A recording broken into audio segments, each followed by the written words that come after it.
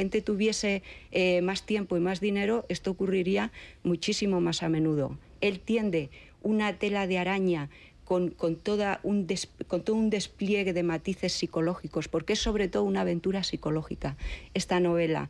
Tiende esa tela de araña sobre Samantha Edgar, su víctima, pero también sobre todos los espectadores, porque hay momentos en la película en que uno siente el síndrome de Estocolmo. Bueno, está muy bien presentado, porque además está dando la imagen de una película que yo también creo que lo es, que es romántica. Ella es romántica, es romántica. Claro. Miguel Rubio, muy buenas noches. Buenas noches. Bueno, tú que casi has sido un crítico de la Nouvelle Vague, ¿cómo se podían enfrentar en ese momento ante una película de William Wyler, en la época de The Knack, que era un cine el que iba acá, todo asombroso, y llegó esta película?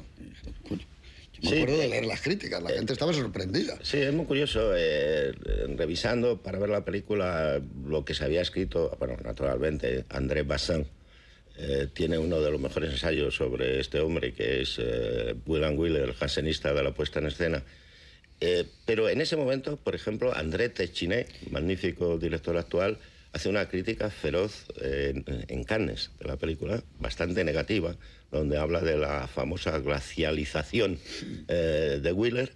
En cambio, cuando se estrena, poco después, me parece que es en el número 168 y en el número 171, aparece la crítica de un excelente crítico, no excesivamente habitual en Cahiers, que es Jacques Bontan, que hace una crítica absolutamente excelente de la película. Yo debo decir, como ha dicho Miguel Marías, que a mí la película no me gustó mucho, quizá por influencias. A mí me gusta mucho el Wyler de los años 30 y de los años 40. Me parece, en eso sigo siendo como Bazin, me parece un hombre importantísimo en la evolución del cine, en la utilización del plano secuencia, en la utilización de la profundidad de campo, en la utilización de la puesta en escena para ser lo más expresivamente posible.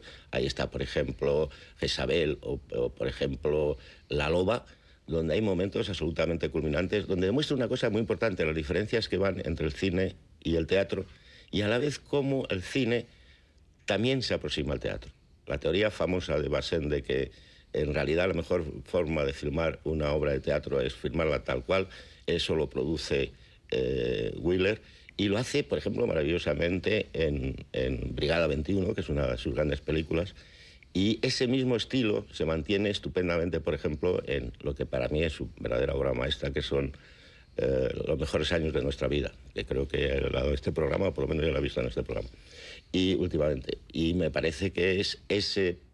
sí es verdad que hay influencia en la Nouvelle Vague. Yo diría más, yo diría que además de la influencia de la Nouvelle Vague, de la manera de utilizar, por ejemplo, hay un cambio absoluto de sentido de la planificación característica en William Wyler. La puesta en escena basada en planos muy largos, en planos secuencias, en sostener la cámara frente a los espectadores, aquí se como desmembra.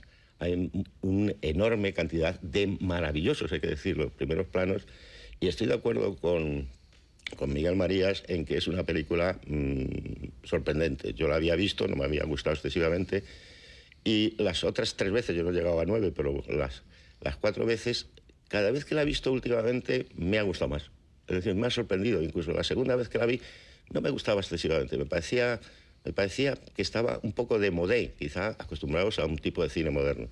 A mí, sin embargo, me parece que lo que es apasionante en esta película, que podía ser contada de muchas maneras, y hay que imaginar cómo lo hubiera hecho Buñuel, cómo lo hubiera hecho Berlanga, que hace la misma película, realmente con la muñeca, de tamaño natural, cómo lo hubiera hecho Frisland y cómo lo hubiera hecho Hitchcock. Yo creo que sí hay en esta película una gran influencia de Hitchcock. Y en algunos momentos se ve la mano de Hitchcock en la manera de trocear la escena, de plantear la planificación, de ir a planos muy concretos. Yo creo que sí hay una cierta influencia, incluso en la interpretación de Terence Stamp, que es una forma, otra forma, un poco más fantasmal, de el Norman Bates de Psicosis. Es decir, 5 años yo creo que influyen. Esa película que tiene mucho éxito, sobre todo para los realizadores, porque es una muestra del gran genio de Hitchcock, sí creo que tiene una cierta influencia. Pero evidentemente Hitchcock, Frisland, Buñuel, lo hubieran hecho absolutamente distinto. Muy bien, muchas gracias. Y uno que la ha hecho absolutamente distinto y que yo creo que la ha hecho maravillosamente ha sido Pedro Almodóvar en Atami. Porque ese es el que lo ha hecho realmente dándole un sentido que el tiempo se lo podía permitir, cosa que ellos, claro, todavía el año 65. Aún así, yo creo que es una película muy arriesgada, es una película de un enorme erotismo y sobre todo de una fascinación por las caras. Creo que pocas veces se ha tenido la sensación de poder tocar la cara de Samantha Eggar o de Terence Stamp, porque están ahí, hay una especie de tejido de la propia piel que uno puede alargar la mano y tocarlas. Eso lo ha hecho muy bien William Wyler. Los motivos por los que realmente se ha acercado a esta película y al mundo de la mujer, a la piel, a los muslos, los hombros, hay algo que no había hecho nunca antes en su cine, que incluso en La calumnia podría pensarse que se podría haber acercado, pero no está. En cualquier caso, hay un trabajo también de dirección, de como lo ha tenido toda su vida, de intérpretes asombrosos. Terence Stamp siempre era muy buen actor, ya en Billy Budd, marinero, fue una sorpresa, ¿no? Una especie de ángel maléfico que tiene la cara, pero luego estuvo muy bien también en un personaje con Fellini, en aquellas historias extraordinarias, incluso con Pilar Miró, Beltenebros, estaba magnífico. Y Samantha Eggar también yo creo que es una mujer excepcional. Si esta película tiene o no influencias de la Nouvelle Vague, luego lo hablaremos. Si tiene influencias del cine moderno, luego lo hablaremos. El por qué ese clasicismo se pierde, como dice Miguel Rubio, un hombre que ha hecho World, que es una película extraordinaria. Aquí parece que es otro el que rueda. A mí me recuerda también, no tiene nada que ver, pero el acercamiento de Stanley Kubrick en su última película, el Ace White Out, en un tema más o menos que puede tocar el terror, como se ha acercado aquí William Wyler. Los maestros siempre van buscando este tema. Robert Wise, que estaba cansado, como tú dices, de hacer grandes películas, estaba loco por hacer una pequeña y se mete en una casa y hace una casa encantada también, donde se centra. En cualquier caso, es una película que va a más, eso no tiene duda, con un tratamiento del color espléndido. Son dos grandes directores de fotografía, Robert Krasker en Inglaterra y Robert Surtees en Estados Unidos, por problemas evidentemente de sindicatos, que no se podía rodar un americano en Inglaterra.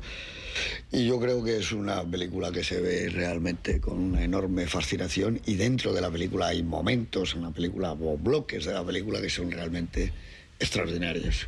Y nada más, vamos a ver esta magnífica obra de William Wyler, El coleccionista, y que espero que les guste a ustedes. Estamos en el año 1965, de vuelta de ver El coleccionista, The Collector, de William Wyler.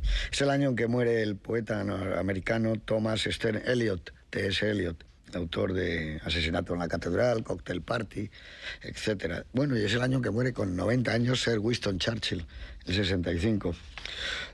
Salvador Dalí ilustra una edición del Quijote. Berlanga, Luis García Berlanga, recibe en París el premio de la Academia de Humor Negro. Es imposible no hablar de Berlanga en este programa a todas horas. Ya en la presentación se refería a Miguel Rubio. ¿Cómo hubiera hecho esto Berlanga, que ya había hecho algo parecido en tamaño natural, ¿no? Pero en fin, Luis Berlanga pues hubiera hecho otra maravilla, supongo. El australiano Ron Clarke bate el récord mundial de los 5.000 metros con un tiempo de 13 minutos y 33 segundos. Imagínense ahora en qué está esto, en una cifra de 2 vueltas menos a la pista. También muere uno de los grandes cantantes, por lo menos de mis grandes cantantes, Nat King Cole. A mí me gustaba horrores. Con Sinatra es de lo grande Nat King Cole que ha habido. Y nos deja el inefable actor Stan Laurel. Stan Laurel no solo era actor, era escritor, era director, era todo.